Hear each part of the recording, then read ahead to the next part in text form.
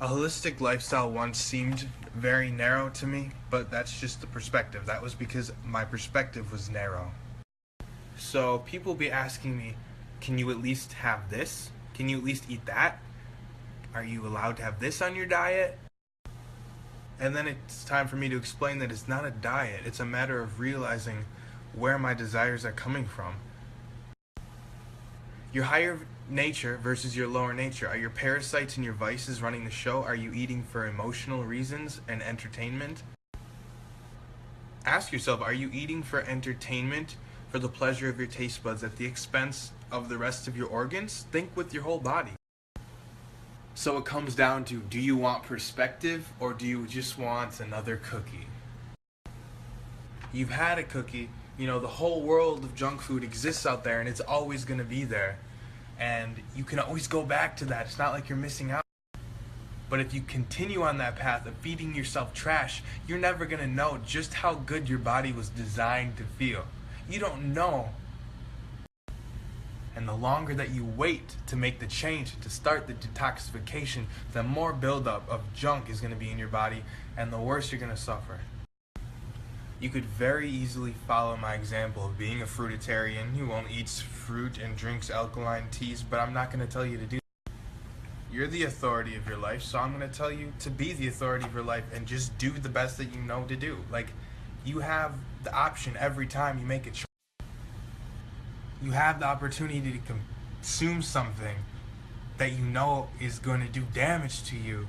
Don't do it.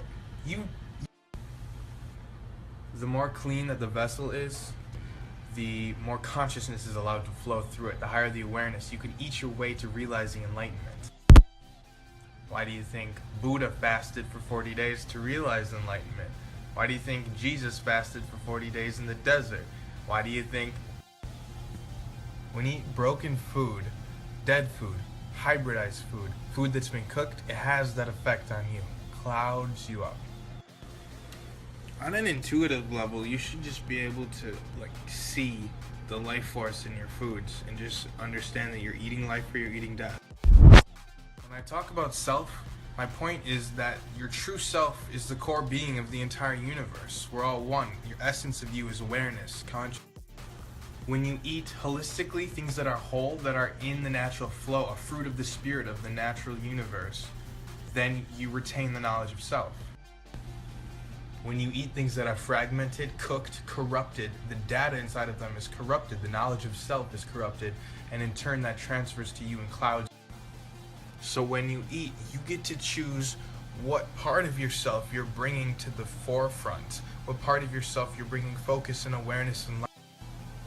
You are everything, and there's this parable where they say every man has two wolves that live inside of them, an evil wolf and a good wolf, and the one that wins the battle is the wolf that gets fed the most. That's the wolf that wins. Your higher self and your lower self. So when you eat something, what wolf are you feeding?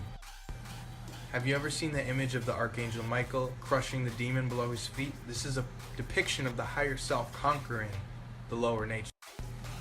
And now this next image I'm going to show you is basically the same thing, but it's Hindu, and it's showing the god Krishna conquering the Kundalini snake. The idea here is that actually after you conquer your lower nature, you can use it for yourself. You can ride it. You can conquer your lower nature and then ride that tempting energy for good, that chaotic energy. You can learn to master it. In the way that in European folklore, you could tame a dragon and then fly away with it, and you'd be the master of this beast now. Which now is taking you to new heights that you never could have imagined. Now you're flying, you can go anywhere you want on this dragon. So my call to you is stop letting the snake whisper lies into your ear and to tame the dragon and fly away with it. Ascend. Bliss is a thing that is always there. All you have to do is uncover the layers of your false self, tame the dragon. Namaste.